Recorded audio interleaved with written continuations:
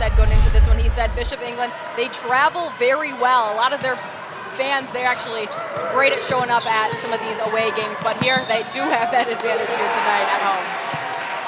I understand already, even though this is coming back over to the Bishops, why Mekhi Rivers is highly regarded. He has twice threaded the needle in, I don't know, 4 minutes to get the ball inside down into the post. This is a guy that just has some great basketball IQ. He knows that they do have that advantage deep down low in the paint, so he's going to feed that all night, I have a good feeling.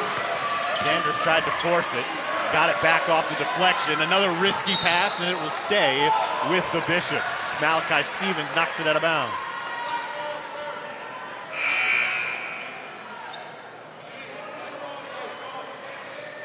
They still haven't fixed the net here. They're realizing it now. That's from the 3 to begin the game from Cole Alexander.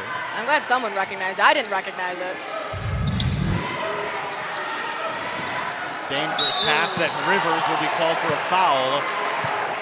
Heading after Sanders. That's the first on Rivers, the first on either side. And I like the aggression. He's going to be like that all game, but that's another thing. Emotions are playing a role in this game. That's what their head coach, Quentin Hollis, said going into this one. It's a matter of really containing those emotions. Play with emotions, but don't get emotional. Those were almost the exact words that Quentin Hollis said earlier today. Bishops were the only team in the region to beat Oceanside last year. Bishops won the region. They went 5-0 in the region. Alexander thought about it, closed on quickly by Malachi Stevens. Sanders had Rivers flying by as he slides to the right, won't get the roll. And we've got a foul, no, a jump ball on the tie-up underneath. Reed Warren was down there for Oceanside, and Charlie Rainey, one of the two-way stars for Bishop England, also on the football team, was in there for the Bishops.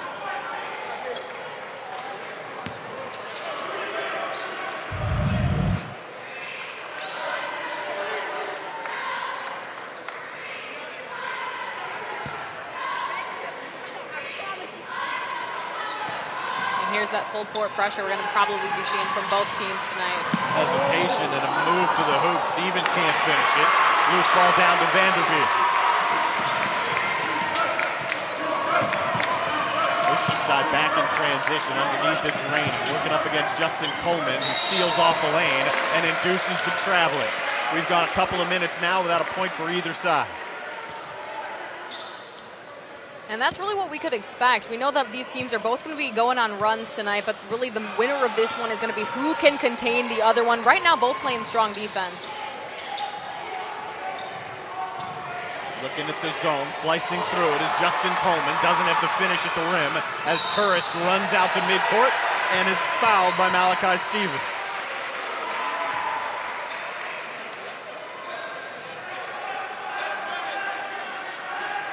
Physicality definitely playing a big role in this game so far. Exactly what we expected going into this one. Brian Grebe has to be pleased. It's a lower scoring start. The 2 fouls that have been whistled have both been against Oceanside. Sanders spins and draws the second foul now on Mekhi Rivers. So the engine that makes this Oceanside team go has 2 quick fouls here in the opening quarter. We're going to see if Quentin Hollis takes him out, and it does appear that is exactly what he's doing. Now, he likes Travis Stickney, who he just brought in. Hollis said Stickney was in his starting rotation early on in the preseason. He said he just really wasn't ready for it and has had him coming off the bench. In the 7 games they've won, he said he's played great coming off the bench. And sometimes that's exactly what you need. It's not always about who starts. It really matters, of course, what you do once you're in the game. And for some players, it's getting off of the bench and coming into the game. That's where they find their success. Turris glossed it off his knee. It was a hot start for both. Alexander split the net for Bishop England. It was 3-0 quickly. Oceanside had 4 unanswered, and now no one scored.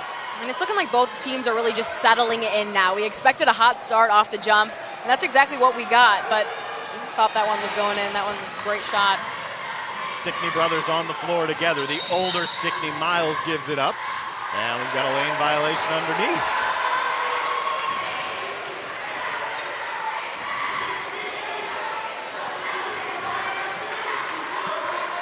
Oceanside continuing with the full court press. Bishops have handled it well. I think that was a concern for Brian Greavy, an up-tempo style of play, but they've been able to maneuver their way down the floor, haven't converted on this end. Right. It's definitely slowing down their offense, though, so you got to think that's helping them regardless. Off the bench, Luke Leonard's first touch, he travels with it. And while he might be pleased, Greavy, with handling the pressure, the turnovers are mounting for the Bishops. Right. So they're coming up with it, regardless if it's in that pressure. But, I mean, hey, both teams looking good right now. A 4-3 start to QFS Transportation High School Hoops, driven by Cruz Chevrolet.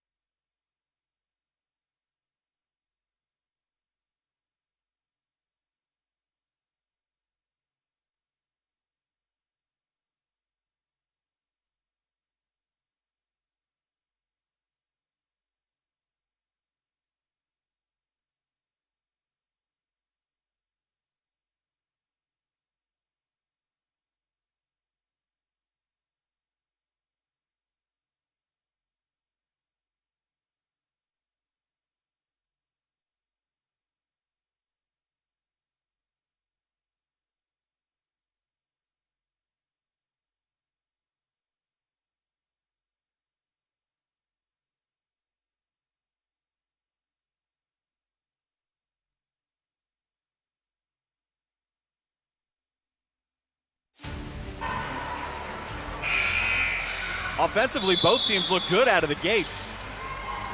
That was out of the gates. That was about 2.5, 3 minutes ago. We've kind of been stuck on 4-3 as we bring you back inside Bishop England's gymnasium. Stickney's now handling the point for Oceanside as Rivers already has 2 fouls. That's his older brother, Miles Stickney, who throws it away after gathering the rebound. Keys to the game brought to you by Cruz Chevrolet. Natalie? I'm sticking with for Oceanside. I believe their key to walking away with a victory tonight is really just sticking with what they know. Like you mentioned off the top, they have played a very competitive schedule. That's a great backdoor cut, I gotta say. I was gonna give him some credits there for that backdoor cut. Too bad he couldn't finish it. But yeah, my keys to the game for Oceanside, really sticking with what they know. They have gotten to this point by playing that very tough, that very rigorous non-conference schedule. Right now, it's just gonna be sticking with what they know. They know what they need to do to be able to take home a victory tonight, and it's just gonna be a matter of sticking with that game plan. Bishops have had some looks. Sanders now weaves into a triple team. Monroe Freeling blocks it off, and Stickney goes behind the back and out of bounds. The turnover bug is ravaging both.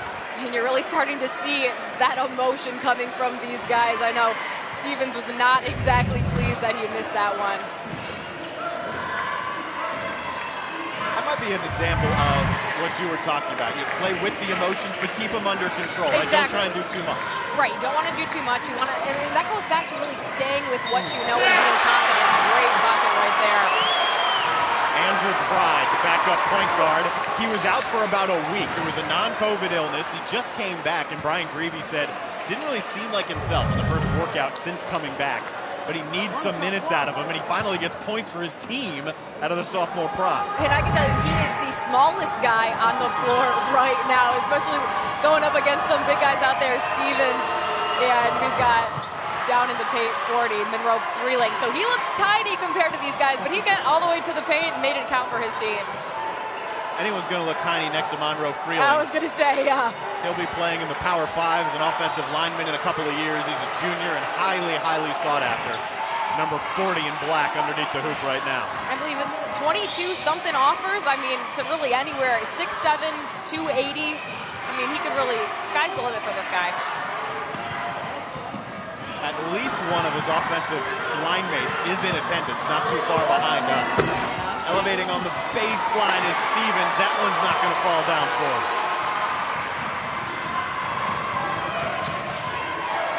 Couple of reserves in the game right now for both sides.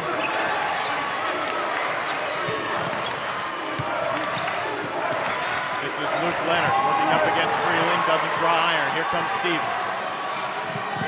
Pushing the tempo out to Stickney, who sticks the three. First bucket for Oceanside in about 4 minutes. And that's great on Stickney to really run that lane, get in the outside, no defender on him. Caught the ball, fired away, boom. What more can you ask for after a play like that?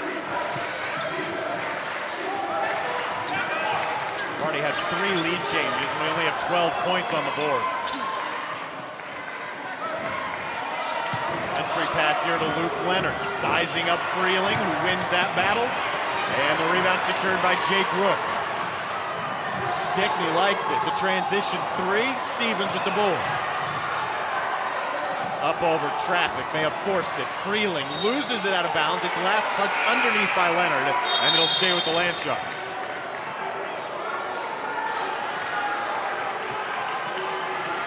And I can say not much has happened offensively right for this game, but this crowd, students on their feet, parents on their feet, energy really off the charts tonight for there to be. Quick trigger off the inbound for Will Regan. Guy who can play any of the 3 guard positions. Back-to-back threes now, and the largest lead for Oceanside. Oceanside bench wanted to travel on pride. They're going to get the ball anyway as the Oceanside contingent comes to life.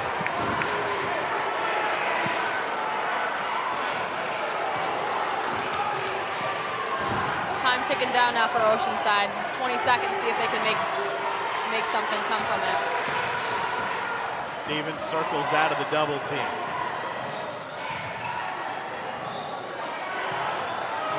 Haven't seen many half-court sets. Not out of Oceanside. Dangerous ball saved by Stickney. That was coming our way. 2 seconds left in the quarter. At the horn.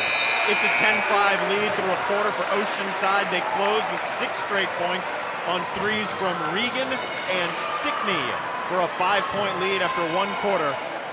In the first region matchup for both Bishop England and Oceanside on QFS Transportation High School Hoops, driven by Cruz Chevrolet.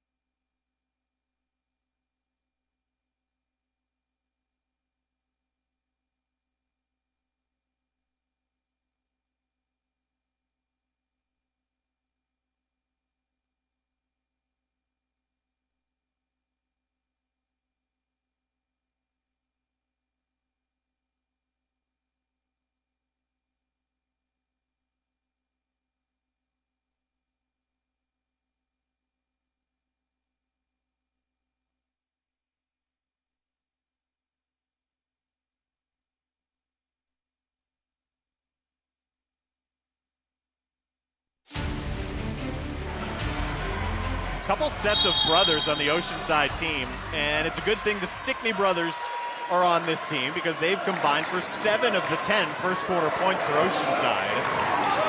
Along with Natalie Spalla, Darren Goldwater, second 8 minutes now. Pride running the point for Bishop England. Oceanside's point guard Rivers on the bench with a couple of early fouls as Pride gets hammered, and he'll head back to the line for the second time. And hammered is a good way to put it. We're hearing some boos, I feel.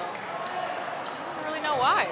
I'd say it was a foul. I mean, I'm no ref, but there's enough Oceanside folks in here who didn't agree. Jake Rook gets tabbed with it. Greavy said Pride is really going to be a good player for him. He's about a 50% free throw shooter, but hasn't even been there 15 times this year. A Will Lou Gray free throw. Will Lou Gray Opportunity School, a rich tradition of individualized learning. I think we've got a shoelace to be tied. Taking a second to assess that under the basket.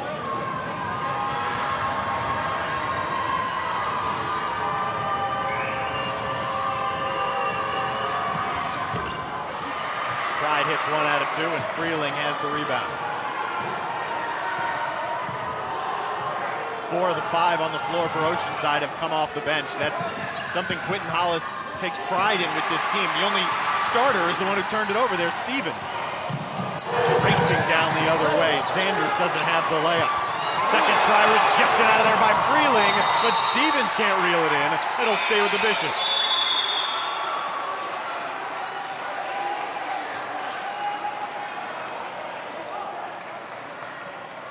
Quentin Hollis said Freeling was basically getting the Shaq treatment. People are just banging off him. He's the biggest guy, and no fouls are generally called. That's because he gets all ball on those blocks. Here's Stickney taking it away at mid-court and spinning it over. 5 now for the sophomore Stickney, and now another foul. I think this is on Offord, who just came in.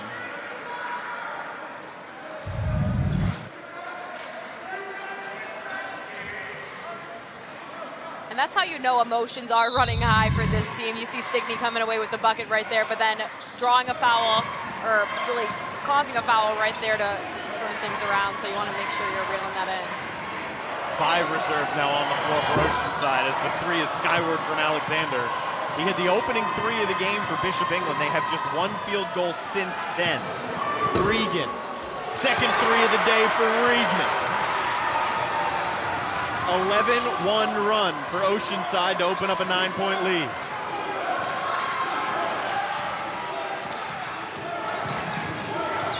We're seeing a little bit more of that offense we saw in the first minutes of this game. Now it's starting to come alive again. Already 5 points from Oceanside, and we're just a few minutes into this second quarter, excuse me. Zay Offord turns it over. What you're seeing is the depth of Oceanside on display. Quentin Hollis was telling us that's one of the things he loves about this team. He said, I think if I've given you a jersey, you can play for me, and if I need you, you can come in.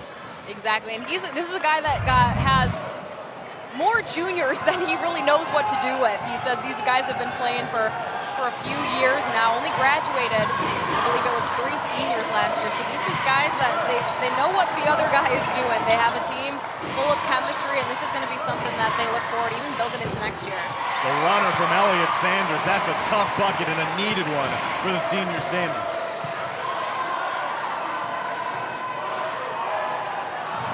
Hard to throw one over the head of the 6'7" Freeling, but Oceanside accomplishes that and turns it over with 6 minutes left in the half.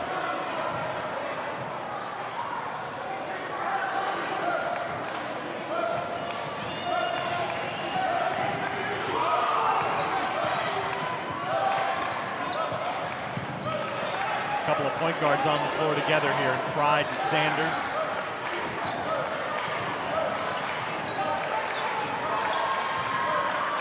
Justin Coleman switches off on that screen, and Sanders is in trouble. Rainey, fine look underneath, Freeling off the glass. What a great pass that was. I thought that was an easy 2 points, but a great pass followed by an even better defensive play right there. It shook the entire stand of the basket. Rainey brings it down low. Regan ties him up. And the possession favors the Land Sharks.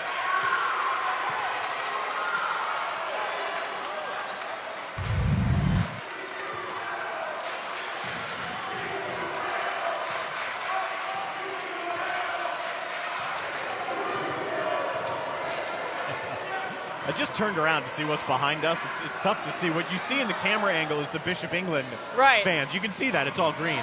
The noise you hear, but you're not seeing the noise come in your screen, that's all the folks clad in blue and black behind us. Freeling up strong. He's heading to the line with 4:49 left in the half. And this is a fan base that definitely did show up. Doesn't matter if they're home, doesn't matter if they're away. And that is something that Quentin Hollis said about his squad, about the about these Land Shark fans. They will travel for these guys, and so far they've got a good reason to, because we've got a good one here tonight.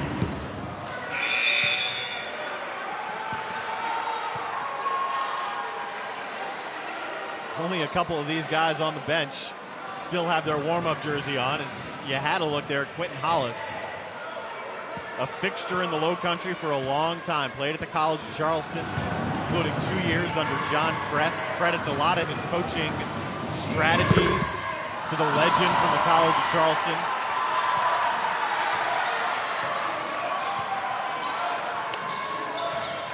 And I believe Kress even mentioned about his former player, Hollis, is that he was born to be a coach. So just really see him in this position now. I believe they missed a...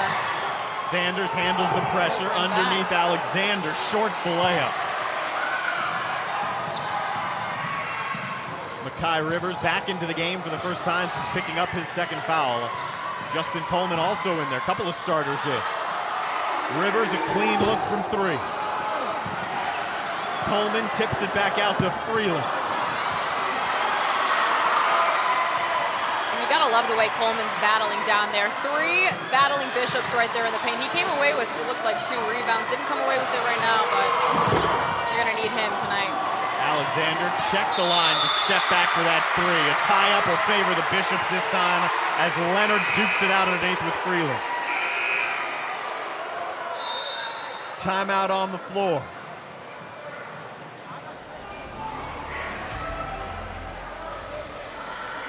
There it is. 3:51 to go in the opening half. Oceanside leads by 7 on QFS Transportation. High school hoops, driven by Cruz Chevrolet.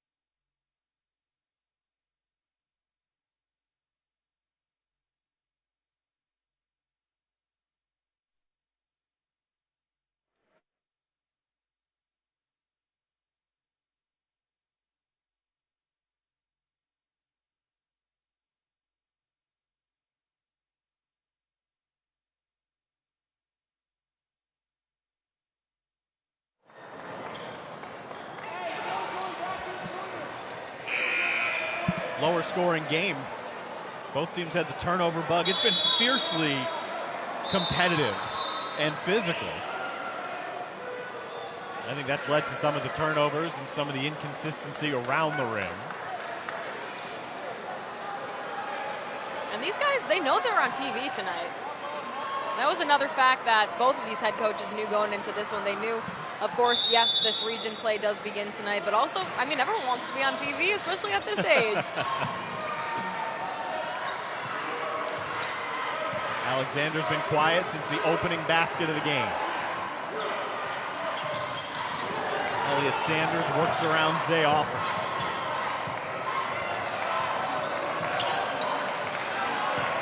Now Regan checks Sanders. And Alexander travels. Freeling retreats well. I thought Alexander had a step on it.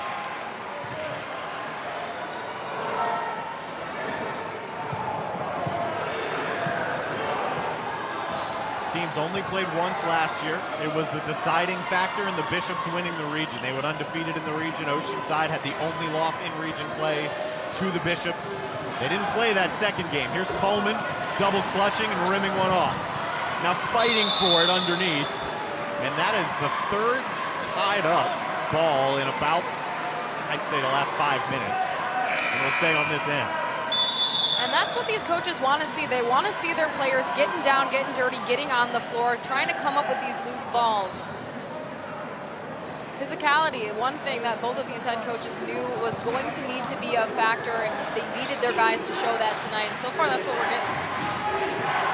Quick trigger from Will Regan. Tries to draw the foul afterwards. And the ball's batted back to the perimeter. Clean look for Makai Rivers. And another offensive board. Coleman shorts it. Fourth try on this possession for Oceanside. That'll fall for Justin Coleman, his first 2 of the game.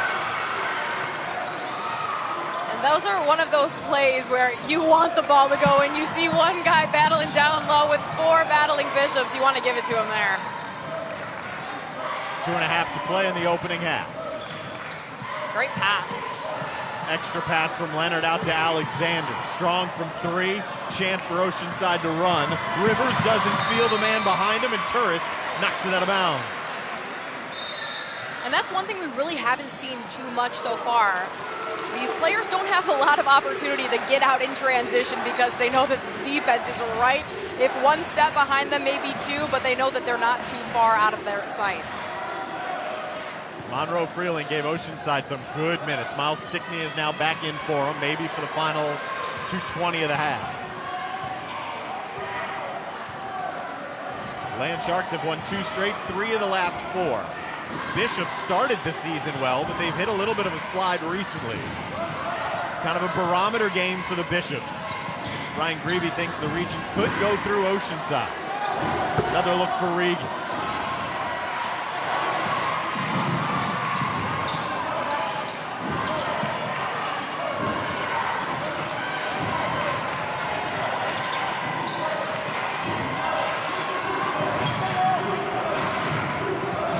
Coleman cuts off the baseline.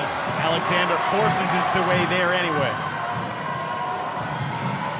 Here's Rivers. No call underneath as Rainey grabs the board and a chance for the Bishops to run. It's few and far between. What a pass from Alexander underneath. It's a foul on the floor.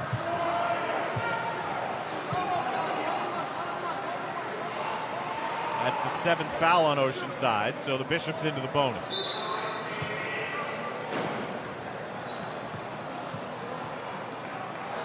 First foul on Will Regan.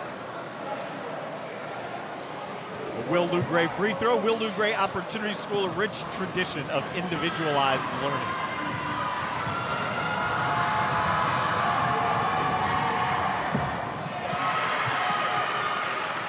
It's interesting. By the sound of free throws, when they come from the battling Bishops, you'd think this was an away game. There's a lot of Oceanside fans here tonight, and they are making themselves known. Quentin Hollis said that to me today. He said, we got to make sure that not only we show up, but our fans show up. Right.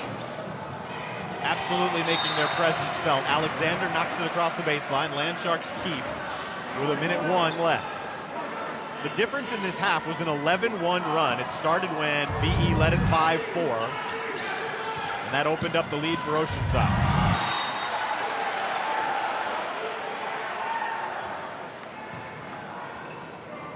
Here's Elliott getting his hands in there. Leads the team in both assists and steals, and could have had one right there.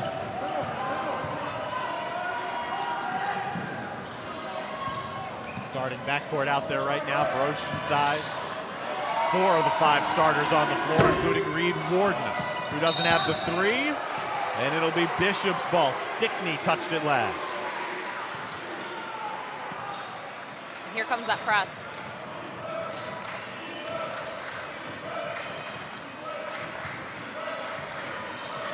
Sanders tries to force one through midcourt. Fortunate bounce for the Bishops with 30 seconds left in the half.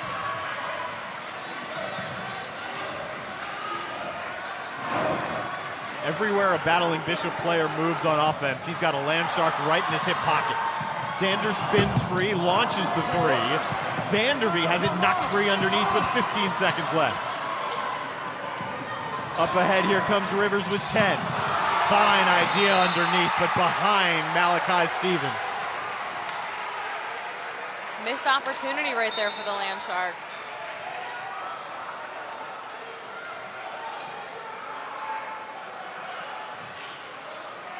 Gives the Bishops an opportunity for the final shot of the half. Here's Turris pushing it ahead. Gets all the way to the rim. Still a second left, but they won't get off a second shot. And the difference in the half remains the 11-1 run that spanned the middle portion of the first quarter into the early stage of the second quarter and opened up a 15-6 lead.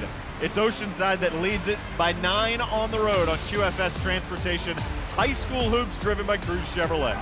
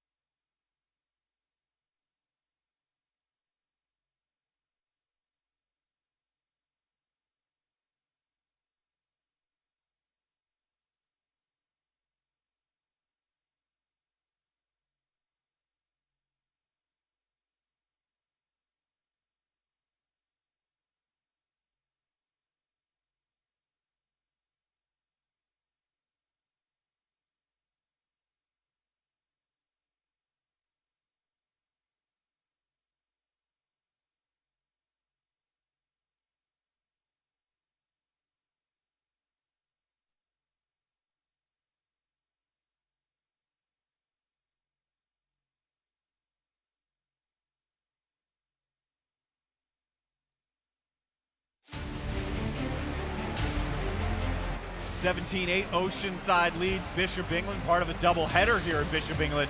The Bishops beat Oceanside in women's basketball 63-41 right before the men's game tipped off. And we're pleased to be joined by Patrick Finneran, the principal here at Bishop England. Thanks for taking some time and joining us here at the half. Thanks for coming. I appreciate it. I tell you what, this is a great atmosphere here tonight to kick off region play. It's nice to have somewhat of normalcy back after the last couple of years. So, yeah, it's a great atmosphere.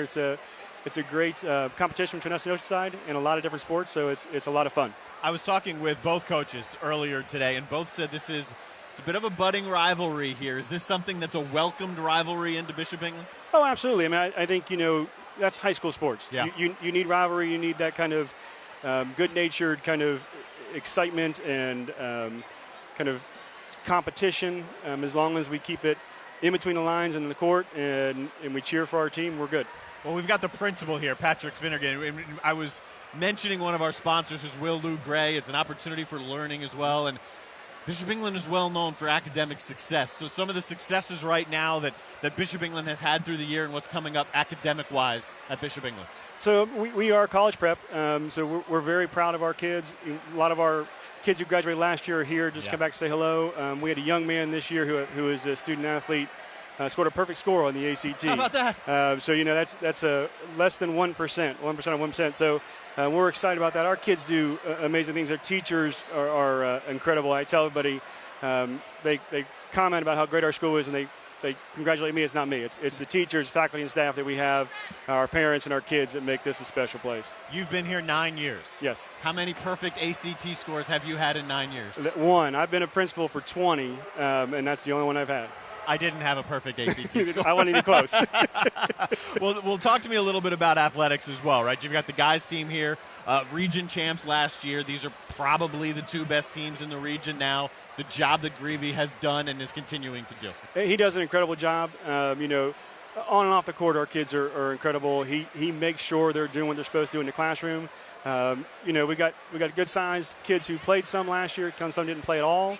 We had a lot of seniors last year, and some of them are back today. But it's an early part of the season, so we'll see how it goes as we go forward. How about blending, even though you said somewhat of normalcy right now, but blending the somewhat part of the normalcy in the times that we're in with the academics and the athletics? How challenging does it continue to be? It gets very challenging. I give credit to our teachers. When we shut down almost 2 years ago, we went virtual without kind of missing a beat. We have kids now who do hybrid, so when they're on quarantine, our teachers teach them like they're in the classroom. We have cameras and TVs, and so the kids participate like they were sitting in the back of the room. So we try not to missing that time. It's important for our kids to be in school. As much as they complain about it, they love being here. You could tell that when they came back for the first time last year, when they come back every year from the summer. This is their social life, and this is what they want. They like that structure. My daughter is almost 9. It's probably the same for every kid, every age. Complain about going back to school, but love it when they're there. Absolutely. They love it. Appreciate your time. Good luck in the second half. Thank you very much. Thanks for coming. Patrick Finneran, the 9th-year principal here at Bishop England. And, hey, if we're talking academics, let's get right into our Scholar Athletes. Brought to you by David Ayler Law Offices and Riders Law Group. Proud to highlight Scholar Athletes from each participating school. Students selected have the opportunity to win a $2,500 scholarship at the end of the season. So we'll introduce you to them. We'll start with Oceanside and Miles Stickney. He's got a 4.5 GPA. He's been in the basketball program for 4 years. He's part of the National Honor Society for 2 years. Started his own winter coat drive as well and donated to Tri-County Ministries. I know that's a huge deal right now as the temperature gets colder as well. Plenty of folks looking for more clothes. He's also volunteered at the Wynwood Home for Boys. On the other side of things, Doom Dennis. It's a perfect name for any type of athlete. He plays football as well, basketball. Doom Dennis, GPA over 4.7, a 3-sport athlete. He plays baseball on top of the other 2. And he signed a letter of intent to play baseball, at USC Aiken. He's in the honors program here. Participates in the Nativity Church as well. Plenty of community service for Doom Dennis. I'll give you the final thought on Doom Dennis. You probably know him better than I do. He's an incredible young man. His sister graduated a couple of years ago. Great family. Doom is a very quiet young man who just does what he's supposed to do, and we're blessed to have him and many other like him here at our school. Patrick Finneran knows everyone who's at his school. Those are your David Ayler Law Office's Scholar Athletes. More at the half after this.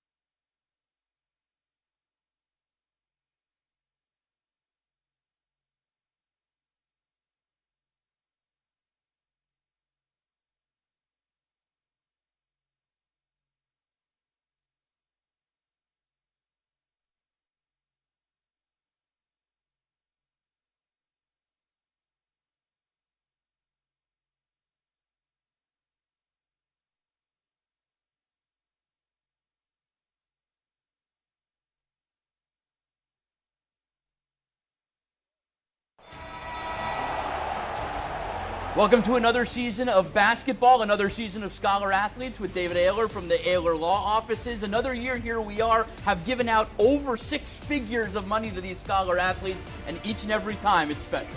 Yeah, it's great. Each year is great because you have so many amazing students, but you have new students and different students with different experiences. So it's always interesting to see what they're doing in the classroom, what they're doing on the field or the court, and then more importantly, what they're doing out in the community. Crazy thing is, when we started doing this, these kids were in middle school, so they've kind of grown up seeing the Scholar Athletes, and we've seen the Scholar Athletes grow up as well. I think you just said we were old, but essentially I agree. But yeah, it's amazing to think, how long we've been doing it, and really, if you look at these people's, careers with scholastically and everything else, it really starts in middle school. Absolutely. David Ayler with the Ayler Law Offices presenting our Scholar Athletes.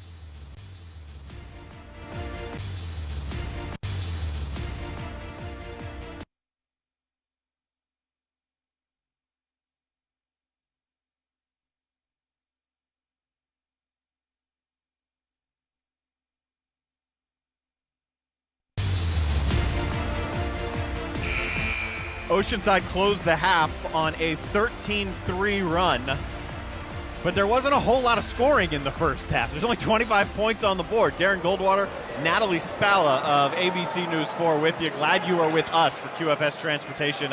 High school hoops driven by Cruz Chevrolet. The Bishops will start with the ball here in the second half. They opened the scoring with a 3 from their best three-point shooter in Alexander, and only had a couple field goals after that. Foul trouble got to Oceanside, but then some of their reserves really keyed their run midway through the first quarter. And Alexander is a guy who averages 12 points a game. A lot of their offense runs through him, so we're going to see him, or we're going to need to see him rather, come alive for this second half for these battling Bishops to have a chance in winning this one. Will Regan, the leading scorer in the game. He's got 6 points coming off the bench for Oceanside. Miles Stickney for Oceanside has 4. Andrew Pride has 3 for Bishop England. All of those unofficial, but fairly close to official.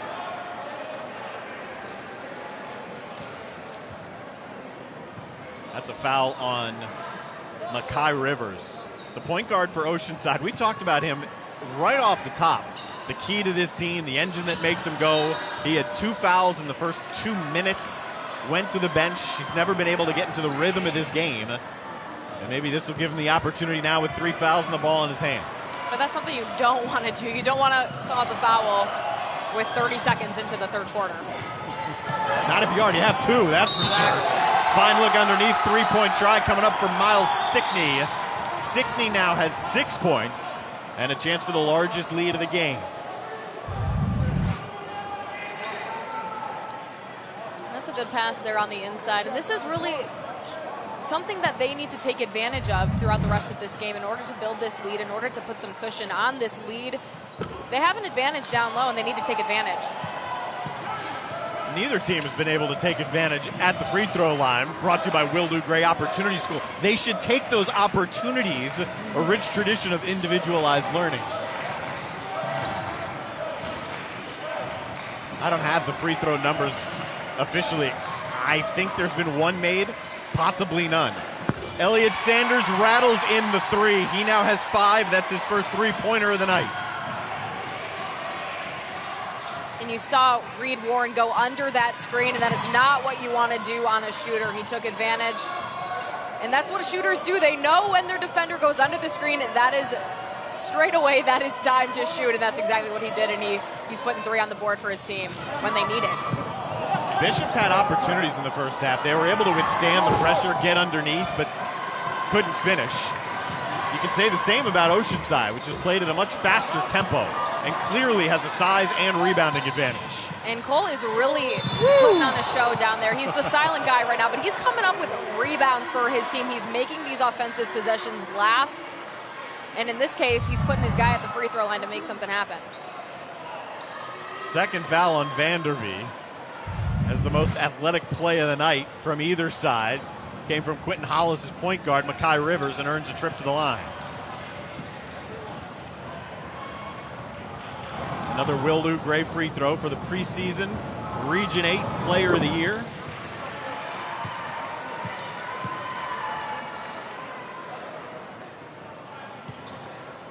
Four of these starters played AAU ball together in Georgia, actually. Malachi Stevens, Makai Rivers is at the line, Reed Warden and Justin Coleman. And that's another thing head coach Quentin Hollis touched on is he's got 11 guys that play basketball all year round. He touched on the fact that he has 4 football players, and you love a team made up of football players, made up of guys who can play multiple sports, really true competitors, because whether they love the game or not, they love to compete. And sometimes that's all you need at this level. But to have guys who play with each other year in, year out, all year round, that's something special. Bishop's flustered a bit. Here comes Rivers gliding in. He's got the last 4 points for Oceanside. His first 4 points of the night, 12-point lead. And a foul.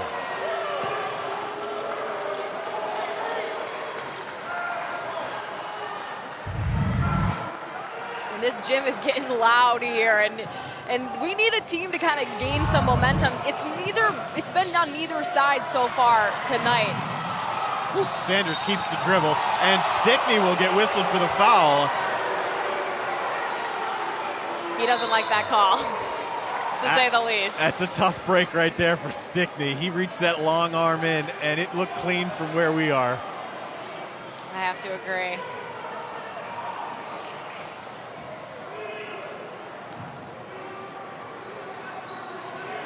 First foul on Stickney, largest lead of the night for Oceanside at 23-11.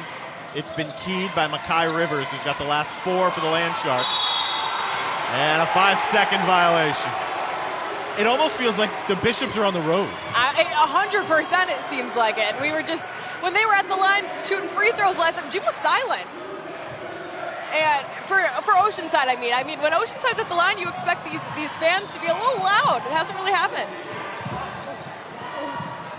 Stevens off the mark. Borden dives for it. So does Vandervee.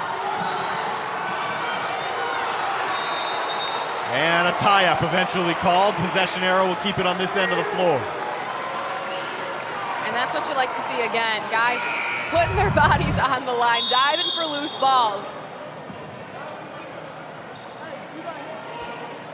It looked like Jake Rook was going to take away there, but nope, there comes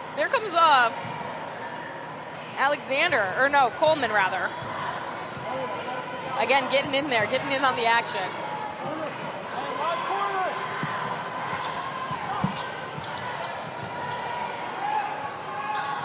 Bishops have stuck in the zone. There's a hole in the zone, but Rivers shorts the 3, and the Bishops gain control with 5:12 left in the third. There's a look at Brian Greavy. 157 wins in 12 years as the head coach. 4 region titles, including each of the last 2 years. But he knew this was a measuring stick game for his Bishops.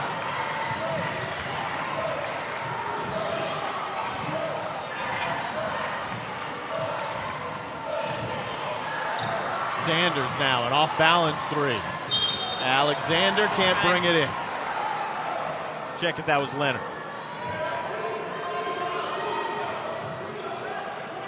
And I have to say, that is a great idea and really great basketball by the Bishops there. They beat the half-court press, and so often we see teams, once they beat the half-court press, they want to move. They want to move up-tempo, and they want to just get a shot off right away. It wasn't the case. They pulled the basketball out. They were able to get a decent shot. Stickney traveled with it. I thought he was en route for a pretty creative ball fake. Yeah, so did he. But he I think he dragged had the us foot. for a second there. He knew it too. Timeout on the floor. Oceanside has its largest lead of the night on QFS Transportation High School Hoops.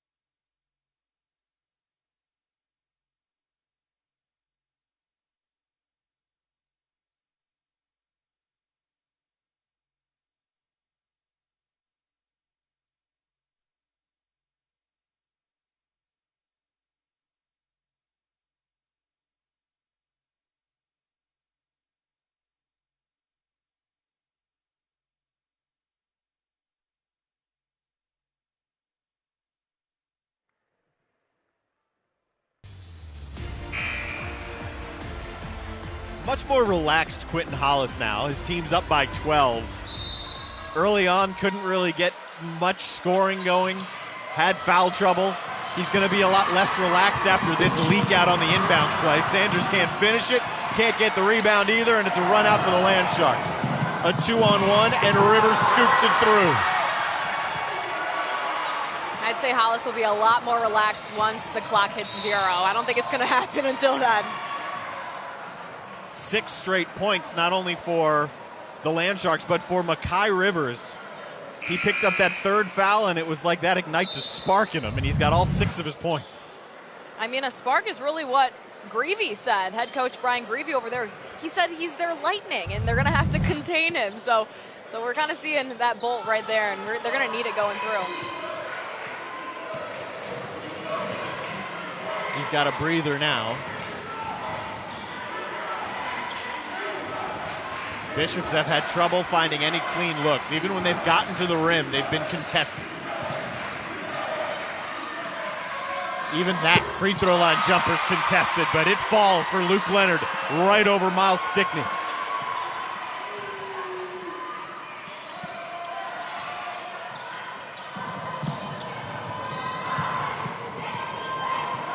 Stickney to Stickney.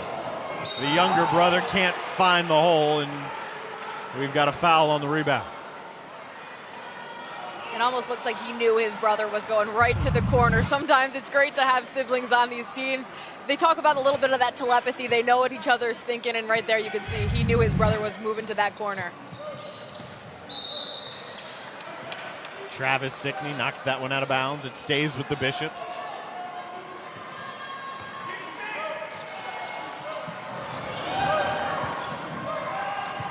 Oceanside leads the quarter 8-5. They lead the game by 12. Good look underneath from Turisk, but it is bobbled out of bounds from Vanderveen.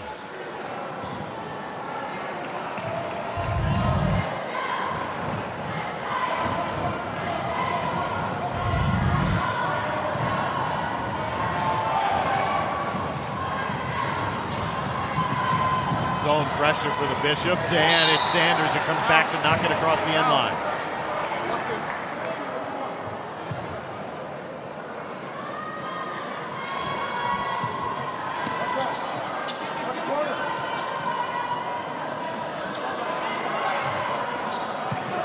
Here's Travis Stickney. There's more holes in the zone opening up as this game goes along. Ball will head back over to the Bishops. QFS Transportation, empowering our drivers and trucking agents to succeed is our #1 priority. And they present QFS Transportation High School Hoops. We've got a 6-game package coming your way every Friday night from this point forward. Every Friday night for 6 Friday nights. And one of those holes I want to say is rebounding. I mean, I feel like that's one of the aspects that these Land Sharks have really dominated. We don't have a box score in front of us, unfortunately, but you can just imagine. I mean, Coleman's, he's been down there all night. And really that goes back to their lead right now is a lot of opportunities, a lot of second chance opportunities, a lot of third chance opportunities. I think it's safe to say the Land Sharks have more offensive rebounds than the Bishops have rebounds. 100%. And if it's not true, it's very close. Sanders doesn't feel the pressure behind him. Travis Stickney knocks it free, and Sanders from behind Stevens gets it back from Bishop England. In front of us, we got a foul. Miles Stickney hits the siding, and it ignites both stands. Wow. I mean, play of the night, and perhaps the exact play that these battling Bishops, they needed. They need a little spark from their side, and hopefully we'll see something coming from these guys after that one. A smile from ear to ear on Miles Stickney after he went crashing into the siding of the stands. He now goes to the bench in favor of Monroe Freeling. And a 1-and-1 for a Will Lou Gray free throw from Elliott Sanders. Now 6 points on the night for Sanders.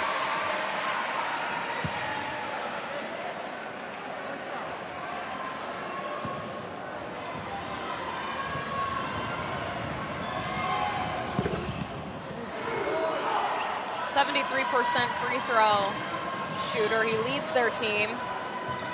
Gets one to go there.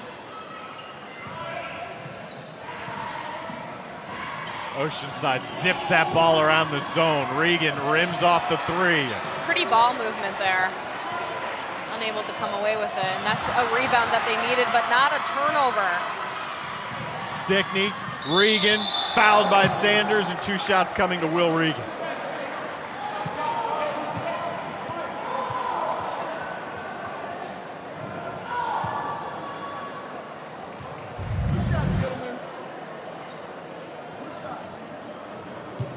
Yeah, good patience there too. Regan's got 6 points on the game. He was the 6th man of the year for the team last year.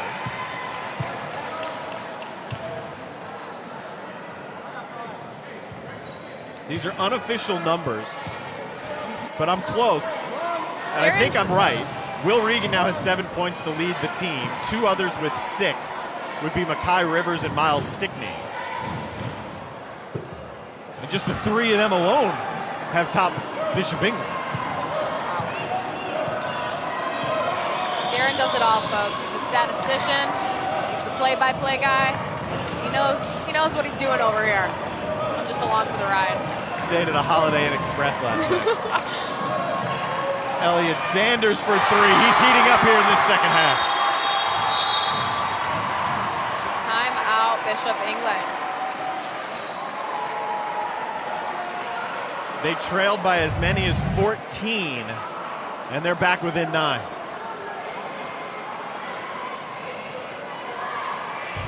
Probably the loudest this gym has been all night.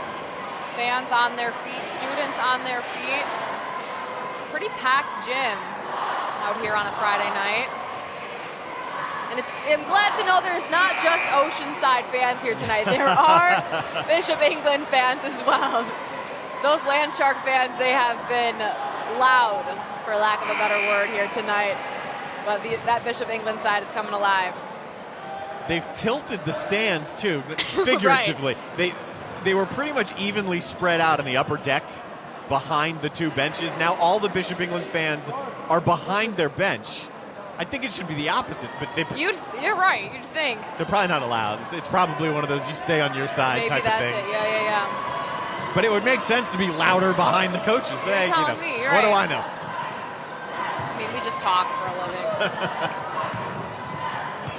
Tried to force one across the lane. Diving down was Doom Dennis. I think Dennis wanted to call a timeout there, instead out of bounds. Yeah, I don't think he ever had possession. Doom Dennis, our scholar athlete for Bishop England. He is committed to play baseball for USC Aiken. A 3-sport athlete here at Bishop England, and another offensive board for the Land Sharks.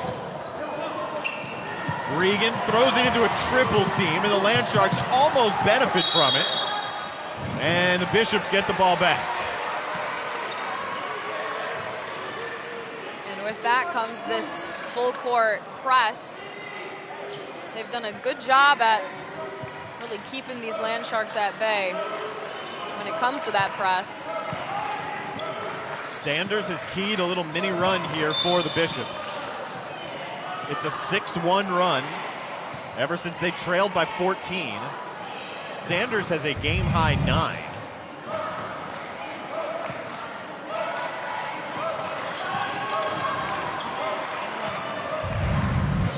That one off the foot of Dennis. He corrals it. Alexander begs for it on the inside, gets it late, scores around freely. And that's their leading scorer. He needs to come alive, and they really need to do a better job at getting the ball to his hands. An 8-1 run for Bishop England. They're within 7 in the closing seconds of the third. That'll quiet the crowd. Ripping the nets is Jake Rook. And Rook says not so fast with that scoring run.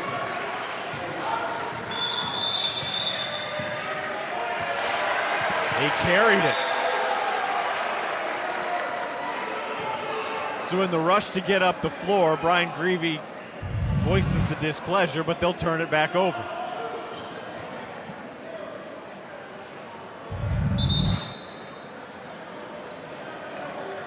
And that's a call you don't see very often. You see travels, you see double dribbles, but a carry not so often.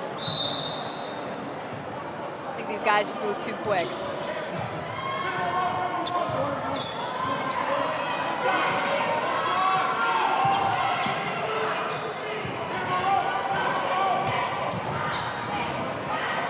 Ten seconds left in the third quarter.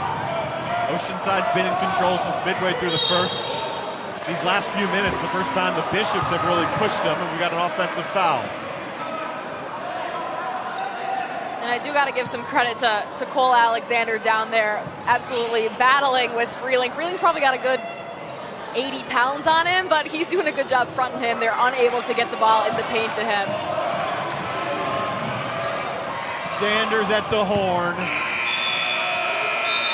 That one doesn't fall, but he keys a third quarter run for Bishop England. They're down by 10 with 8 minutes to play. Sanders has 9, but you can feel some life back on that Bishop England bench. We bring you back for the final 8 on QFS Transportation High School Hoops, driven by Cruz Chevrolet.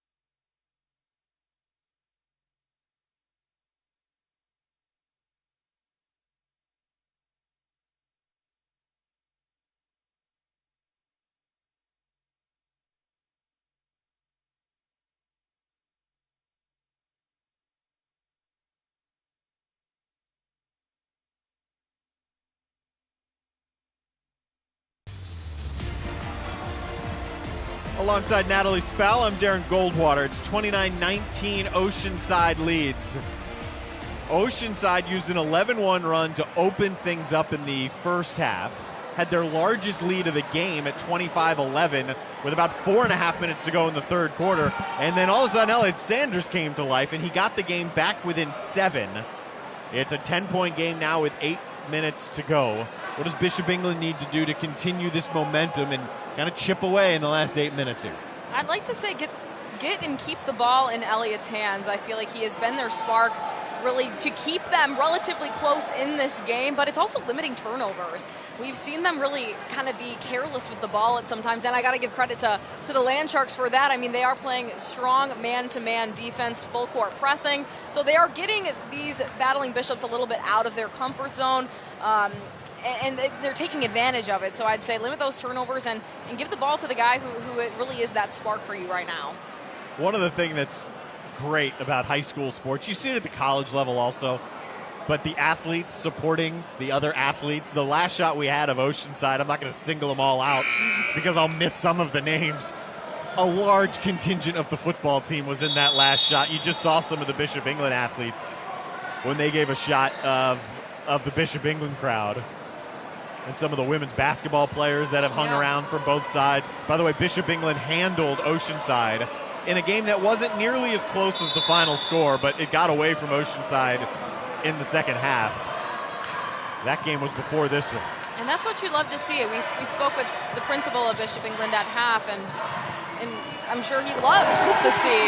There you go, big shot from Will Warden, or Reed Warden, who is their leading three-point guy. But going back to that, you want to see athletes supporting other athletes. You want to see the student population supporting their fellow students. So congrats to really both sides here tonight. Like we said, Oceanside, they're also here.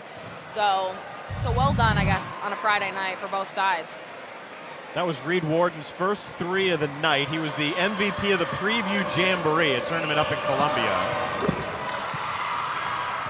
And now free throws here because that was the 9th foul in this second half committed by Oceanside. So the first free throw converted by Vandervee.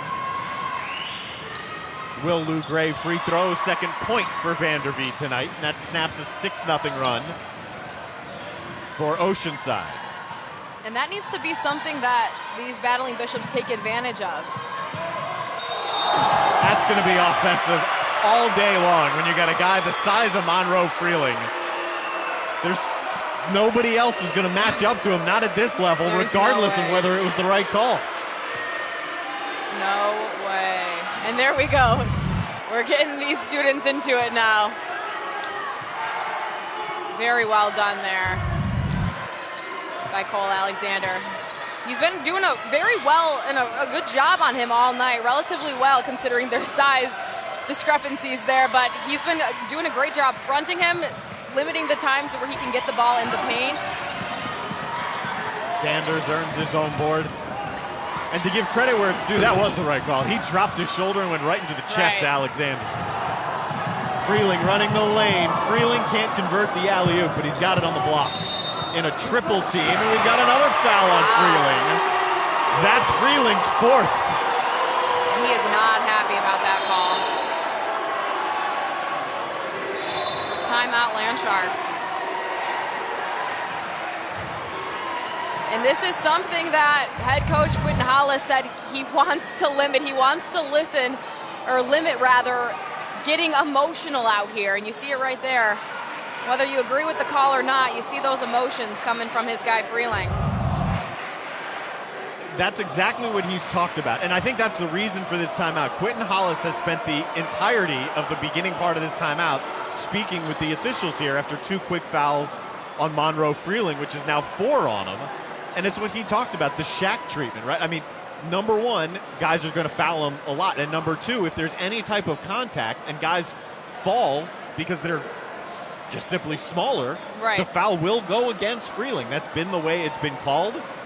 It's the natural tendency. And I think the purpose of that timeout was to have that conversation. And sometimes it's good to just have that coach walk over to a ref and say, hey, really, what did my guy do to have that foul? Because I think a part of Quentin Hollis over there, he really didn't know. He saw his guy back up into his defender, but also confusion as to perhaps too much. What was he supposed to do? What was he not supposed to do? So I think also getting that answer from the ref and then delivering that answer to Freeling, that's important there.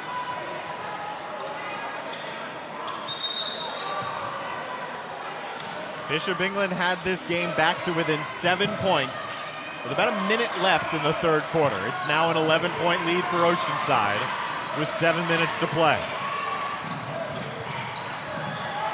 Vandervee doubled on the block, spins away from it, rims it out. Alexander has it stripped free on the second effort, and that's, I don't know, the 10th time we've seen guys diving down for a held ball. And I feel like that's also the 10th time we've seen Reed Warden get in there. If he comes a little late, doesn't matter. He is finding a way to get on the ground and try to come up with a ball.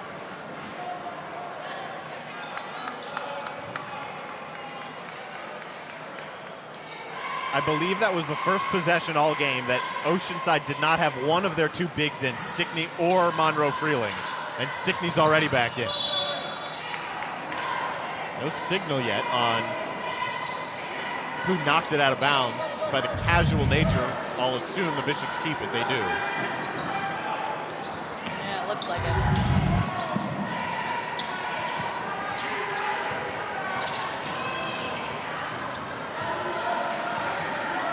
9 points for Sanders. I believe all of them coming in the third quarter. Takes Rivers off the bounce. Missed it on the angle. Coleman with a risky pass right to Andrew Fry. Needs some better spacing.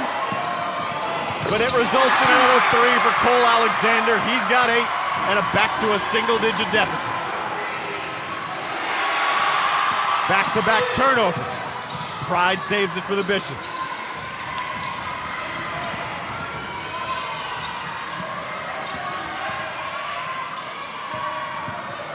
Andrew Pride turned away by Stickney. It stays with the Bishops. That's out of bounds. It's not a foul.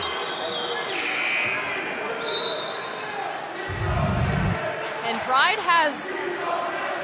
doesn't even hesitate going to the paint. I feel like guys that size, their first instinct is perhaps to get a shot off on the outside, but no, he's going right to the paint. 7 straight points now as the follow's there from Alexander. He's the first player into double figures with 10. And it's as close as the Bishops have been since this game was 10-5 as they trail it now by 6.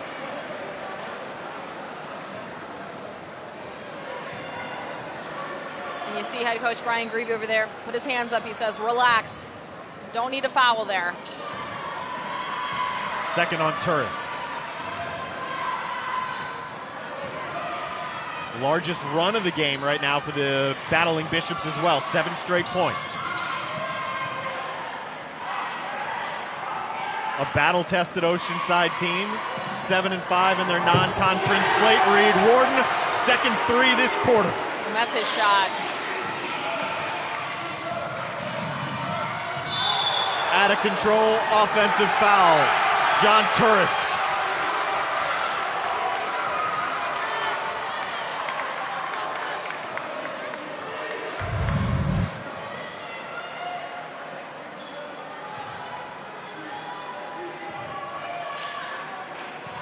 Yes, you like to see that. Being on teams and playing basketball growing up, nothing gets your team more riled up than someone drawing a charge. How about that? The rejection from Sanders, that'll get him going.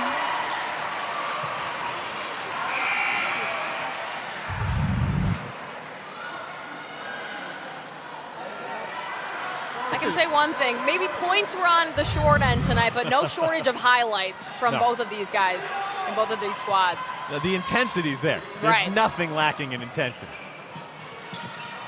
Extra pass inside into traffic. Here comes Elliott Sanders. Nothing there. Smart to pull out there. A high bounce pass into Rainey on the inside. Doesn't even hit the iron. Alexander up strong. Again, Alexander. 3-point try for Cole Alexander. And their leading scorer, we've seen him come alive in this second half.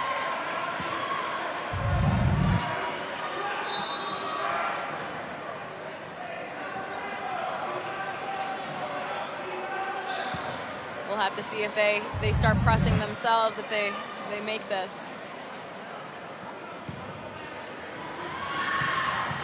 Will Lou Gray free throw coming up for the leading scorer for the Bishops. Averages 12 a game. He's got 13. That is a game high. It's a 10-3 run for the Bishops right now. The last 3 baskets for Oceanside have all been threes. They've got a size advantage, but they're converting behind the arc right now. Coleman drops one inside. Warden's little floater off the rim. And Coleman fights it up and through.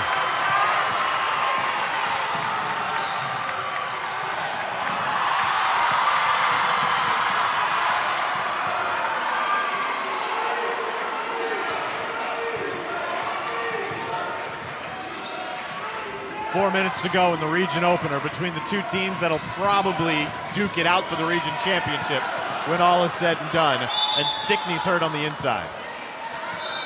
Ooh, that's not something you want to see. Timeout on the floor, 3:50 left. 37-29 is Oceanside's lead. We'll do our best to get you an update on Stickney on QFS Transportation High School Hoops.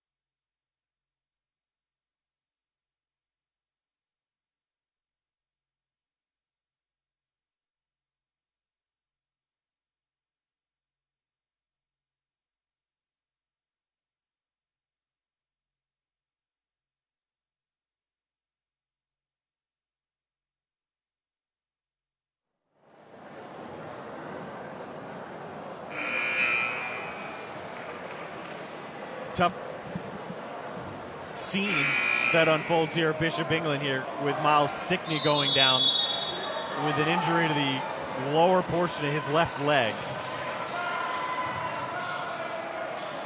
He was in visible pain as he walked off. He had some help from teammates and coaches and is in a significant amount of pain as he grimaces on the bench.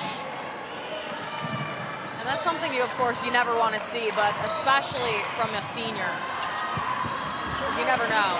And from a game standpoint, Monroe Freeling, who is now into the game and physically wrestled that ball free, he's got 4 fouls. So Oceanside has been playing virtually every possession with one of those 2 on the floor. Right. And they're now in real danger of neither one of them being available. That'll be a foul on Andrew Pride. It's the 6th on the Bishops, 1 away from the Land Sharks bonus.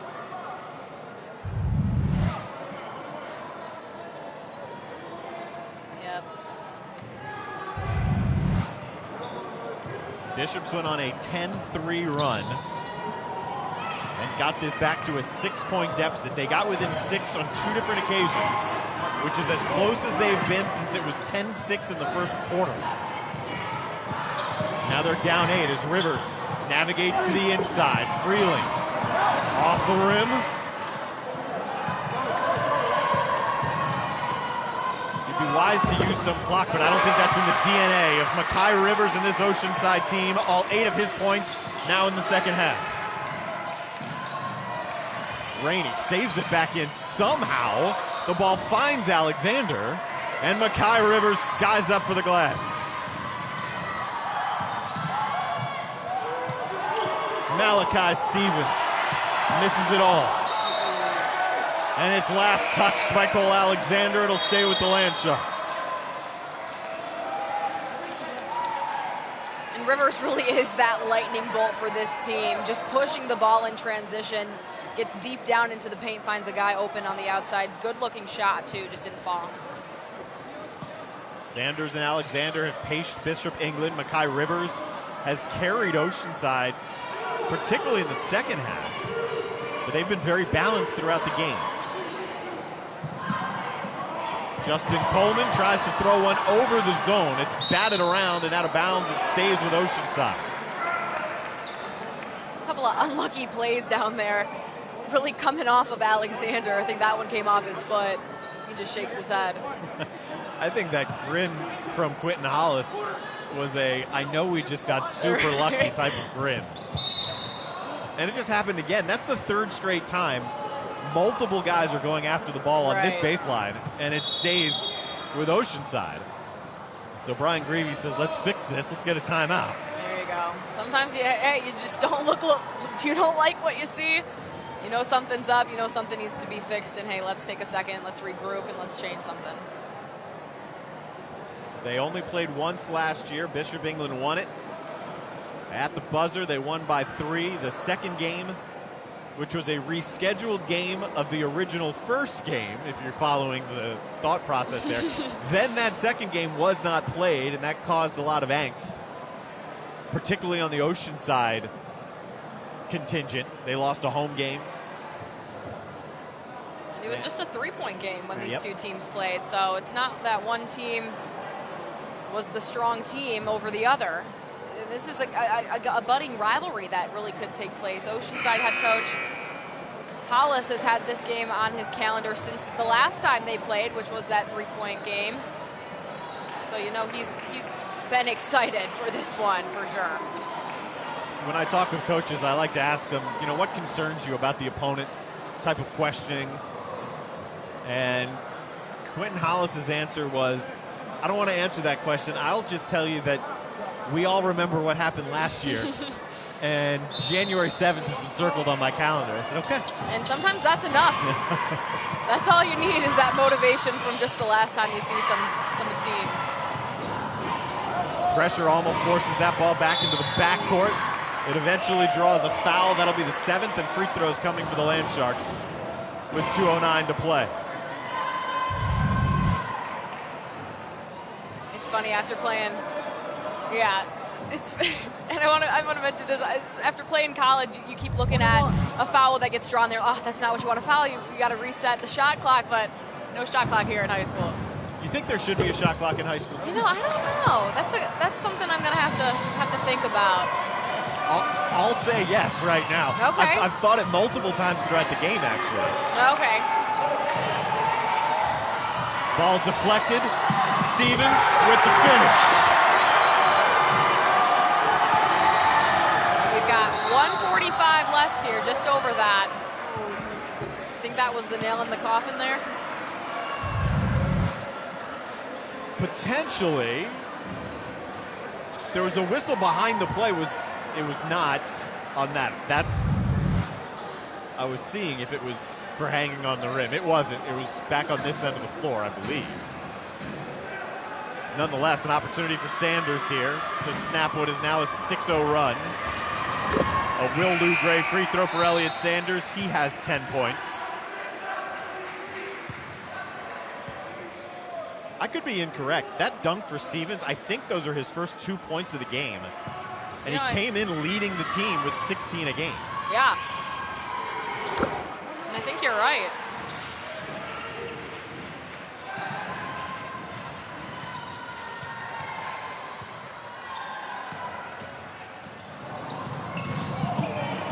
Rivers fights his way into the teeth of that defense. It leads to a run out for the Bishops.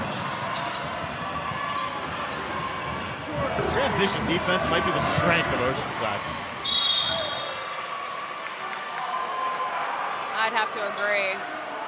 You really haven't seen the Battling Bishops take advantage of transition because it really just hasn't been there, quite simply.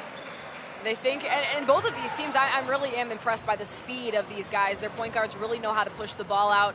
These guys know how to run their lanes. Everyone seems to be in the same spot, and in the right spot, but it's just the other team does exactly the same thing. They know where they need to be in transition defense to really prevent guys getting points off of transition. So it's been interesting to see here, nonetheless. 10-point game, 1:27 left. The Bishops are in the double bonus. Oceanside has a 1-and-1 for the next, one foul. And then 2 fouls later will be their 10th. But the winner of this one has the early leg up in the region standings. The second matchup is coming up in just a couple of weeks. It's on January 25th. And it'll be played over in Mount Pleasant.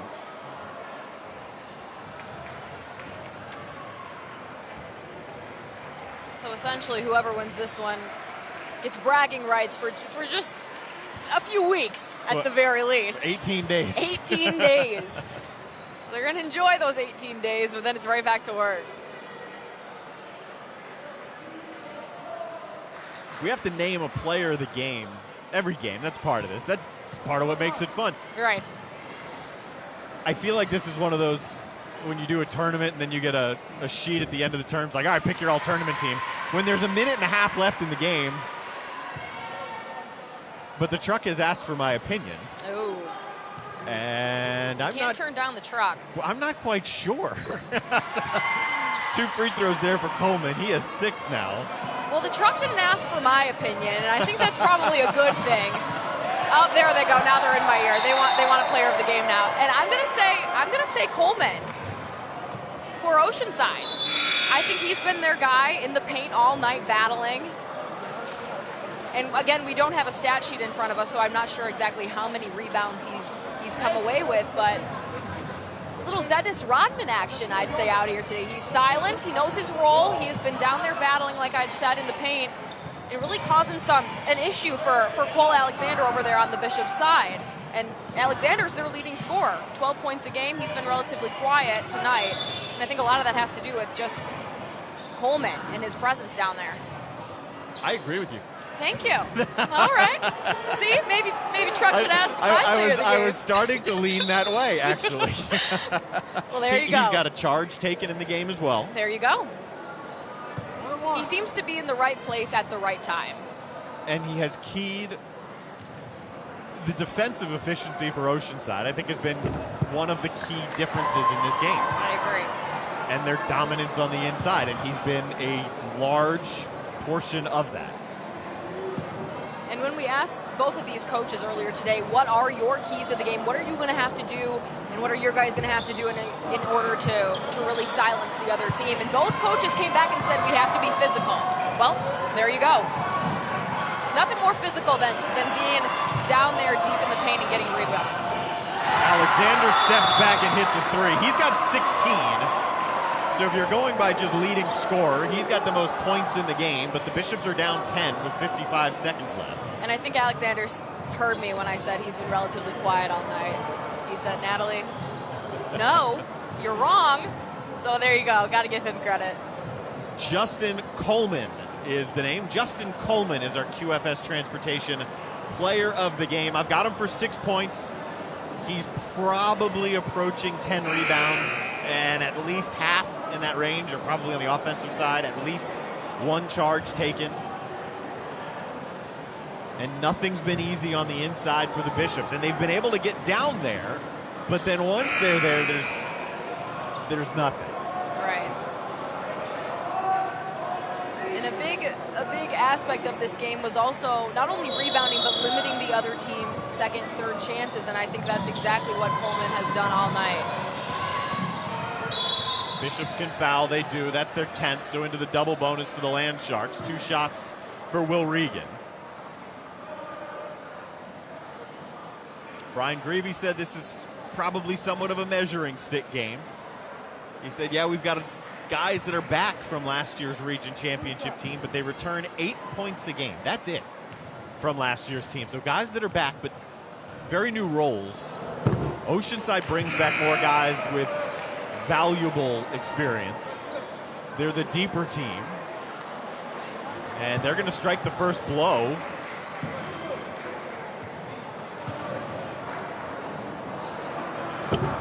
They'll see each other again on January 25th. Could see each other again in the playoffs.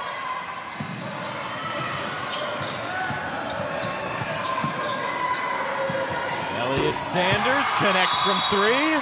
It's a 7-point game with 42 seconds left. That one was just smooth. Yep, catch and shoot. He was ready to go. And hey, shooters shoot.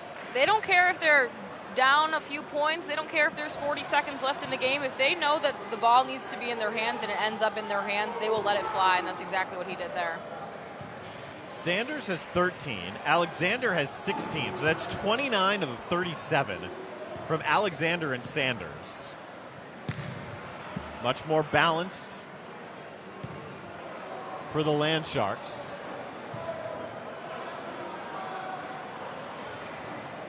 And I just said it'll be the Land Sharks that strike the first blow. This isn't over. Right.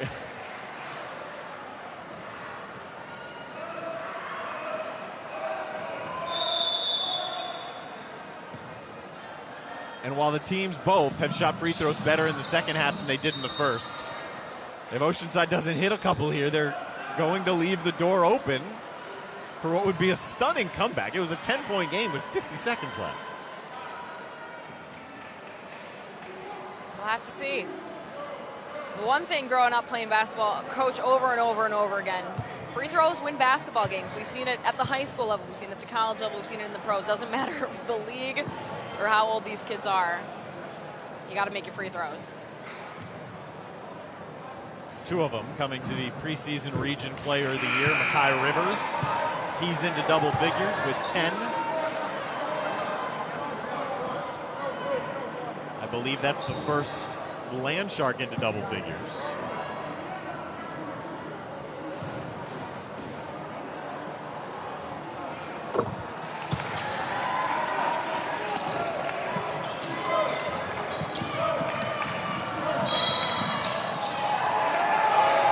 And they turn it over back to the Land Sharks.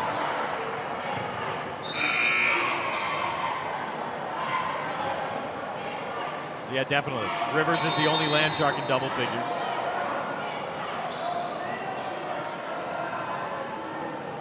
That full court press is something they have not swayed away from, no matter how many points they were up tonight. On a made free throw, you get into full court press. I think that's something that's probably become habit for this team. I think we probably could have made a case, and definitely can, for Mekhi Rivers being the player of the game. You could also make the case for Miles Stickney. He went down about 4 minutes left, a little bit less than that. He rolled that left leg. Right. He was a major factor on the inside. Him and Freeling were rotating minutes. And that picture has pretty much been what he has looked like since coming off the floor. But Rivers has settled Oceanside here in the second half. When he was on the bench in the first half with the 2 quick fouls, he didn't score at all in the first half. Here in the second half, he has all 11 of his points. And they've come at critical times. One of them keyed a third quarter run. Now some of these free throws helping keep Bishop England at bay. But I bet if you ask Quentin Hollis, he'd say, no, Pullman was a little bit more consistent throughout the night. But I mean, that goes back to just kind of the beauty of this team is that it's very balanced. Yep. They have guys who know their roles. They know, hey, I rebound, hey, I shoot. And that's, I mean, what you want out of your team.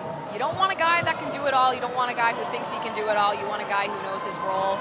And I think this Oceanside team, every guy knows their role. A couple more free throws coming for Will Regan. That foul credited to Elliott Sanders, his third.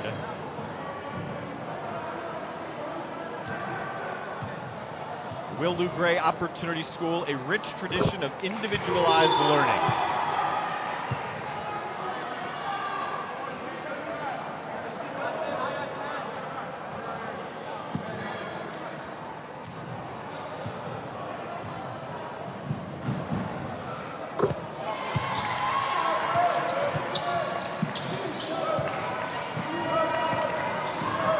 Inside 30 seconds. This will be the third straight win for Oceanside. It'll be their fourth win in their last 5. They will begin region play 1-0 and exact some revenge on last year's loss to Bishop England. And that was a point that Hollis wanted to make. He's told me earlier, yes, this could be a revenge game, but it's not a rivalry game yet. They need to win today in order for a rivalry to be sparked. So I think we've got a little bit of a rivalry. Is it official now? I'd say so. Based on the atmosphere in this gym, there's no question this is a rivalry. I like it. Quick timeout after that 3 there from Turisk. Oceanside has 1 left. Bishop England does not have any timeouts left. And there's only 12 seconds left. Banners like that are all over this gym. They're gonna need to build a new gym just for the banners. I know, even just walking into the complex, I mean, you walk in, you're just hit with trophies, left, on your right. This is a school that has no shortage of athletic accolades. On the men's and women's side. Right. And Brian Greavy himself has been the head coach for 4 region championships.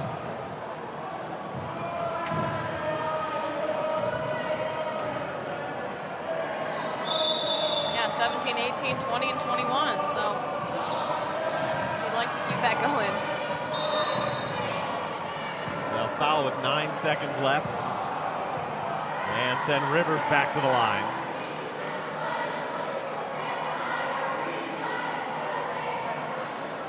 You can make the case that another point of the rivalry is that you're still fouling with 10 seconds left. But it's an 8-point game. It's a 3-possession game, right? Right. Wild things could happen. A free throw or 2 here. It's over. And we got to give credit to these battling Bishops. It looked for a second there that they could let this one and these Land Sharks could blow this one wide open, and they've stayed tough. All 12 of Rivers' points here in the second half. A lot of them at the free throw line.